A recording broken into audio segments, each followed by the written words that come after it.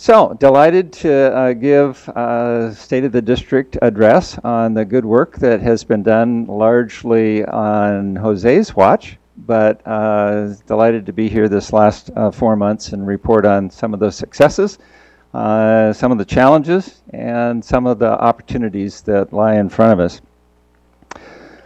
You've heard my story before, that second superintendent in the history of Seattle to be homegrown. And I was figuring out the other day that my grandparents didn't go to school here, but they were immigrants and they went to English Language Learner School after the end of the school day at West Seattle High School in 1916. So I can't quite do 100 years in Seattle schools, but close. Last night we had the mayor at our event and we congratulated the city on the preschool initiative, and thanked Group Health for being our host last night. And we also pondered a little bit what the passage of Initiative 1351 would be for Seattle schools. So wonderful to have that opportunity. The legislature will deal with McCleary, finding, I don't know, $2 billion or $3 billion additional dollars for schools, and figuring out what that class size initiative might mean for us. If it was fully funded the way that it was passed, it would mean, I think it's 160 teachers and 160 classrooms for Seattle every year for 4 years. So do the math, 160 divided by, I don't know, 25 to 40 is 4 or 5 new schools every year, which we don't have. So be a nice opportunity to have. We definitely need smaller class sizes, but a challenge. So those were kind of preliminary remarks. My focus, as I said, is what are our successes, what are our challenges, and what are the opportunities that lie ahead for us. As I came to the district, I've shared with you before that very impressed with the strategic plan and the 3 focal points of the strategic plan on excellence and equity in instruction, building better district-wide systems, and creating that community engagement. So I'll share some of those successes around each one of those. In terms of excellence and equity for students, our trend lines are really pretty incredible. Strong upward trends over the last several years, and getting to the point where we've got 76% of our students doing well in reading. Stronger trend line even in math. Really good trend line for 8th grade science. Strong trend line for graduation as well, and all of them right in that mid-70s range, and about 10 points ahead of the state averages. So more about that in a minute, but awesome work that has been done. And thanks to the, even in spite of budget cuts, our staff have been able to do quite a few things to make those results possible. Our new teacher and principal evaluation system, our professional growth and evaluation work is kind of leading the way. The alignment work around the Common Core, which we want to call now College and Career Readiness Standards. Doing incredible work, classroom instruction work around Readers Writers Workshop. A little bit more about that in a minute. Partnerships with our labor leaders in terms of PLCs and collaborative teacher time.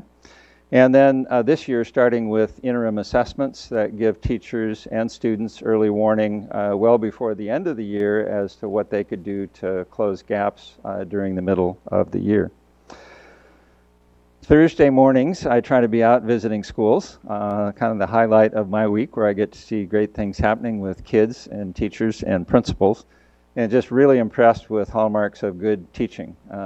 Target learning statements on the board, a lot of classroom charts that give students kind of that second teacher. If they didn't quite keep up with the assignment, they can look at the charts and find out what else they need to be working on. Good group work where students are learning with each other and engaging in higher order thinking skills. Just a lot of good teaching practices, and very pleased with the strength of instruction that I see. And then just a few days ago, 11 of our schools were recognized as schools of distinction by the state of Washington. The math is that the state recognizes those schools in the top 5%. We have roughly 100 schools, so we should have 5 in this group, and we have 11. So we're double the state averages in terms of number of schools recognized. And what that means is that they outperform 95% of their peers in increasing reading and math scores. One of our schools, Mercer Middle School, got the top award for the state as being in this group for 6 years in a row. So again, that strong, steady upward trend line. So proud of our schools that have made those gains. Also proud of a lot of people and parts of the Seattle schools that have been recognized by groups outside of the district. One of our math teachers, Deborah Halpern, is one of 5 top finalists in the United States for the U.S. Presidential Award for Excellence in Mathematics and Science Teaching. 2 of our teachers just presented to the U.S. Senate as part of our Seattle Teacher Residency program, Kristen Lay and Rachel Moore. Last night we had Lyon Terry presenting as part of this presentation, Washington State Teacher of the Year, and 2 of the principals of the year. So there's 3, 1 elementary, 1 middle, 1 high. Middle school principal of the year is Keisha Scarlett, and the high school principal of the year is Kevin Weinkop. Hawthorne Elementary was recently recognized by Johns Hopkins University for their family engagement work. And last night, Lori and her PE team demonstrated some brain breaks and some of the things that our health and PE program was recognized for by the White House and the Presidential Council on Physical Fitness. And on the fiscal side, Standard & Poor's rates everybody in the world. That's a little bit of a stretch, but pretty close. And they've given us a AA bond rating, which means that we're as fiscally sound as the state of Washington and the United States government. So good job for our fiscal. We don't have as much debt as the United States government, though. And then partnerships. So, I mean, the city partnership through the Families and Education Levy is incredible. I mean, that's $30 million per year that they put into our schools. The preschool levy, a lot of work to be done on that to figure out what that means. We certainly don't have a lot of space for it, but appreciate the partnership and having the city support kids being ready for kindergarten when they come to us. And then I've just been amazed by how many, literally hundreds of partners that we have, from the PTAs to the health clinics to all of the different social agencies that support our students. So a lot of facts and figures, and then last night we had the opportunity to hear from Lyon Terry. I had the opportunity to be in his classroom recently, and he had kids engaged in great thinking skills, having fun together and learning a lot of things together. And he talked about the importance of preparing teachers and yeah, a little bit of concern about the amount of testing that we do. So he had some great points to make. Anitra Jones was one of the speakers, talking about some of the things that they've done in their school, and giving some credit to the HR department in terms of making online application materials available so that principals can screen those more quickly than they have in the past. And then I can't do justice to, well, I can't do justice to any of them, but I can't do justice to the city year and some of the young people who are working one-on-one with some of our children, and just had truly heartwarming stories about children who had the light bulb come on and make really significant gains in growth over the course of the year because of the good work of the teacher and that extra person in the classroom to show care and attention to each child. So great community partners, great teachers, great principals, and then I've sent this memo around and I've gotten in a little bit of trouble, so I can clarify just a little bit today. So I think it's tomorrow is Educational Support Personnel Day. And I haven't gone back to check it up, but it came to us from our parapros saying, you know, we don't get recognized any other time of the year, so, you know, would you do us a favor and would you do this? And so we plan to do that at the board meeting tomorrow. And they sent me the email, and I haven't been back to check it, but then it went on to list specifically translators and a lot of the special education support personnel, OTs, PTs, et cetera. And so that's kind of the memo that I sent around to you along with American Education Week, thanking everybody in the district.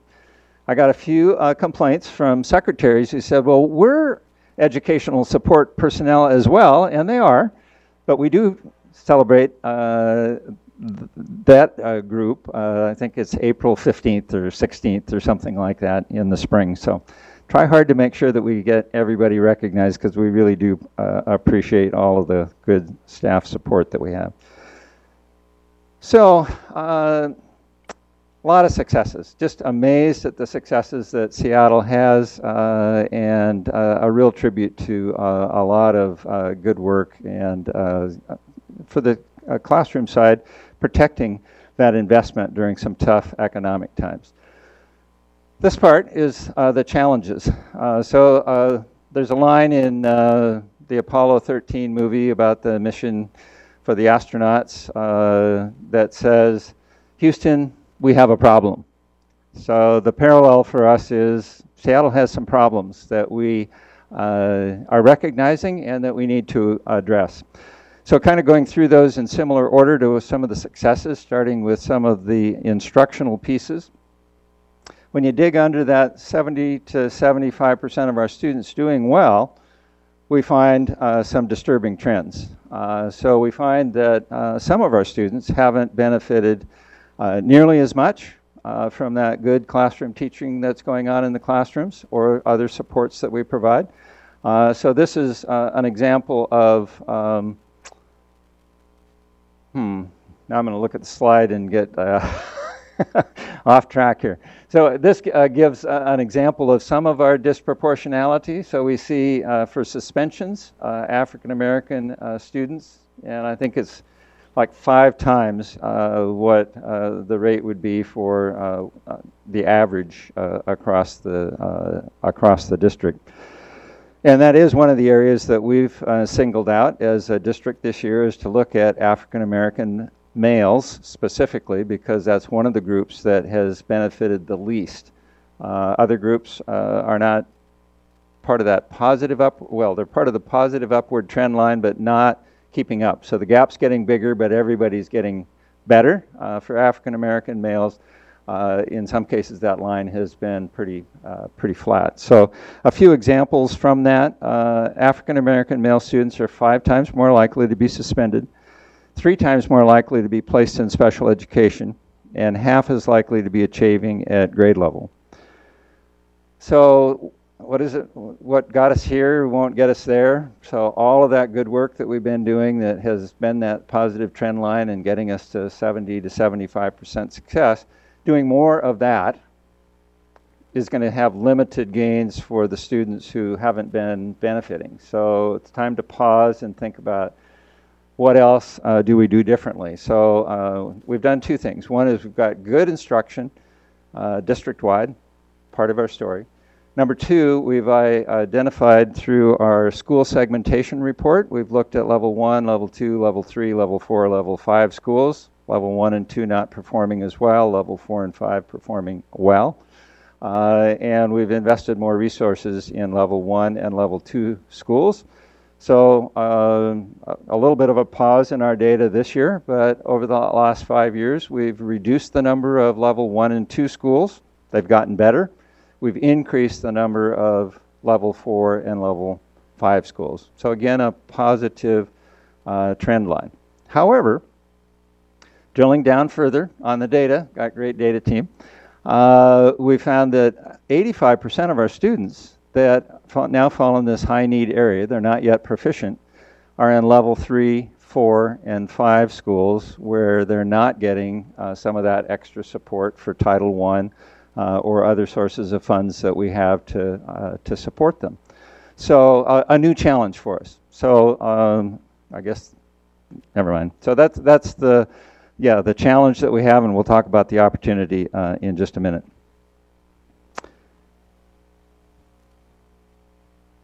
So the next piece is really our systems. So that's our second plank in our strategic plan.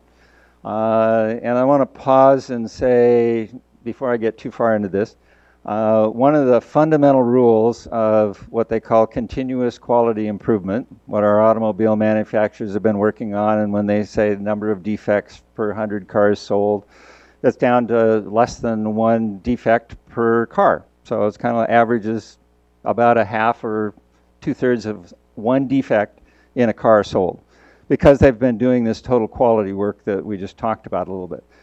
The fundamental rule for that is that when there's a problem, 90% of the time it's the system, and 10% of the time it's the people.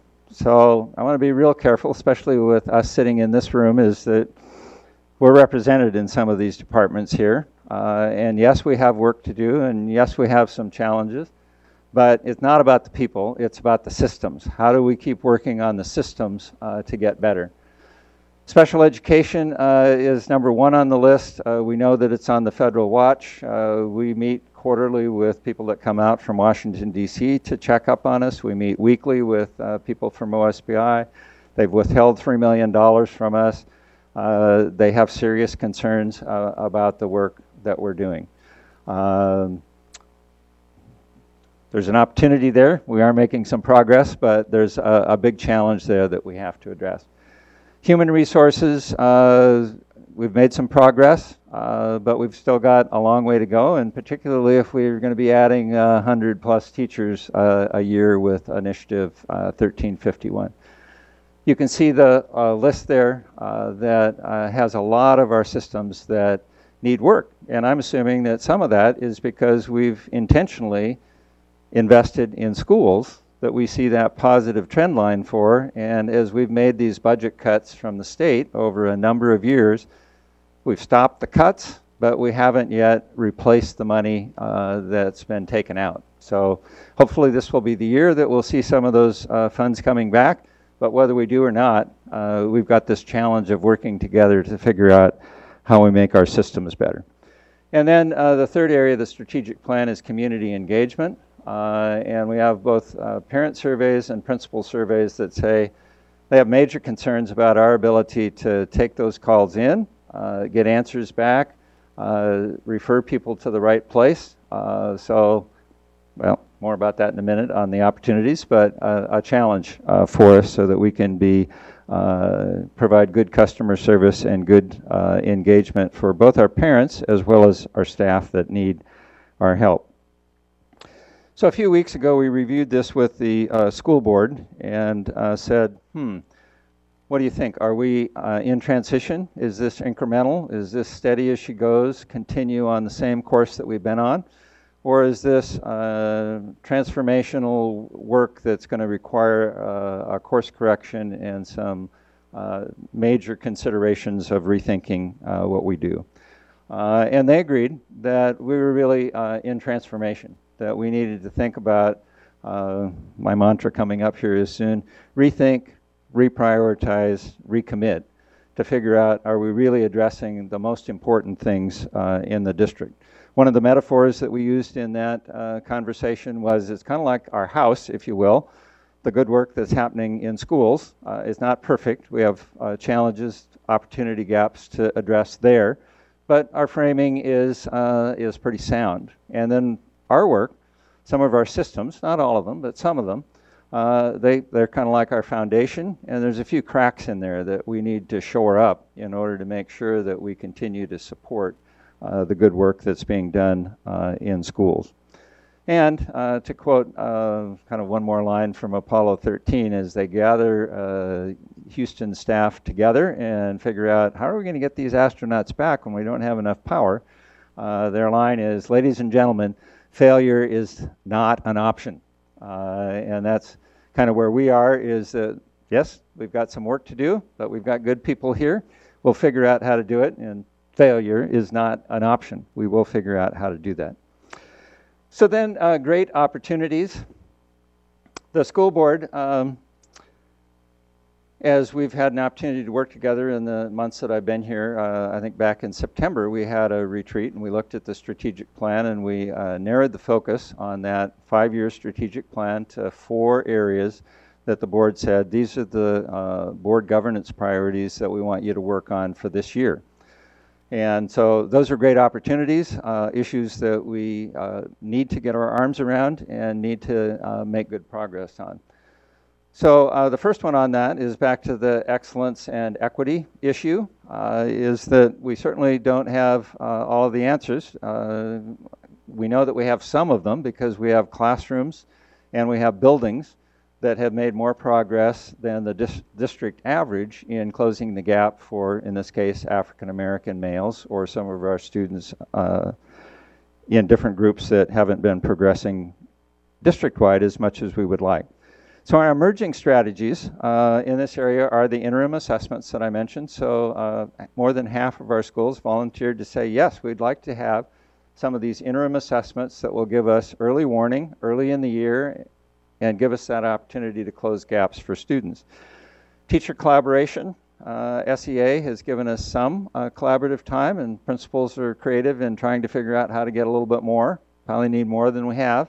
But good work by teachers to look at those interim assessments, figure out what strategies might work best with students, try them out, and then come back and say, how did we do? For me, that's the best professional development we can possibly get because we're learning firsthand, teacher to teacher, what works and kind of in the words of teachers, how it worked. The third area is focusing on high-need students. So under Michael Tolley's leadership, we've identified the student growth groups that need the most work, one of those being African American males, and schools have been asked to give us a plan specifically for that group of students. And then many of our principals and many of our teachers through the new evaluation system also have that opportunity or expectation to focus in on one group of students. We're kind of talking about that as a canary in the coal mine. What we figure out that we can do with and for that group of students will inform us about other groups of students that also have needs. And then I think one of the other areas that we're just beginning to figure out, I guess, is kind of the MTSSB, is what does the whole child look like? How do we work with children to get them to want to? How do we interact with them so that we attend to their social emotional needs? We teach resiliency, we teach growth mindset, we keep telling them you can do it, and have that belief ourselves in each and every one of our students. So, emerging strategies, but our work's not done until we start closing the gap for that 15,000 of our students that are not yet proficient. We'll have to rethink, reprioritize, recommit. Our district systems, I mentioned that we'll be working on HR, we'll be working on enrollment, we'll be working on our staffing processes, Title IX, and a few others. But most significantly, special ed. We're on that watch list, and both our students deserve it, as well as from a compliance standpoint, we need to address that. We need to figure out how to give them the support that they need. Wyeth and Michaela are doing yeoman work on the compliance side, and just added somebody as another director to provide for some of that day-to-day communications with principals, with parents, and with the area supervisors. So far, we've met all of those timelines on the compliance document. We've added an ombudsman that is starting to be able to address some of the parent concerns in a more timely way. Our IEPs, we've done a little bit better on getting those in on a timely way, and those are important because that's one of the ways that we get funded for special education. And we recently moved from level 4 on the watch list to level 3. So that's significant progress and significant movement, but it still means that we've got a long ways to go. So again, we need to rethink, reprioritize, and recommit. Bell times is the third issue that the board has asked us to look at, and so Peggy is leading a task force on looking at bell times. The research says that high school students do better if they get a little bit more sleep. hopefully they'll still go to bed at the same time, and if we move the school started the school day a little bit later, they'll get a little bit more sleep. Biologically, they don't always act like it. They can stay up late, but they really do need actually more than we get. They do need 9 or more hours of sleep a night because their body's doing all of those things and growing and developing. And then many of our parents that don't have access to morning kind of daycare or have somebody that's home that can look out for their children, they drop their elementary students off at our schools an hour or so early, which causes some interesting challenges on the playground. So flipping the times and having high school start later, elementary start earlier, we'll keep studying that, looking at it, and engaging the public, but that may be a system way to improve learning a bit. And that one is really a big opportunity to rethink, reprioritize, and recommit. The fourth area is creating a culture of customer service. And as the board and I have talked about this, we recognize that this is probably a long-term, longer than 1 year, but an important area and one that we can and will get started on. And so the board's asked me to say, well, what is possible over the course of this year? And so I've outlined for them 3 things that we can do. One is to build a 100-day plan for us to develop some call lists, top 10 questions, key people to respond, and try to work together as a team to figure out what are the most frequent questions that we get from parents. Can we at least get a standard system in place to get quick and easy answers to at least the easy questions that they ask? A lot of them are tougher questions and will still be a challenge for us as we work on them. The second part of that is stewardship. So we have internal audits within the district, and we have some outside groups that have given us reports and findings on things that we need to work on. So building a priority list and making sure that we meet deadlines to deal with those compliance issues, be good stewards, is important. And then the third one is one of how do we begin to build a culture of teamwork and collaboration that works across the different departments that we have. So I think that in many cases our departments are doing good work. In every case, everybody's working hard. We may have systems within departments that need to be shored up. And then the handoffs from one department to another has been, in my short time period here, one of the places where sometimes we don't quite get the handoff performed as gracefully as we might want, and then people outside notice. So working on that culture and finding the time for some of us, all of us in the center to meet, and then some time for the leadership to meet to come up with some protocols and some ideas on how we can work together for a team, as a team. So another opportunity to rethink, reprioritize, and recommit. So a lot of work to be done, great successes. Just amazed. I can't say enough about the good things that are happening in Seattle. There's just great opportunities here. A lot of challenges. Thank you to the school board for helping to narrow those to some key focal points that we can work on together.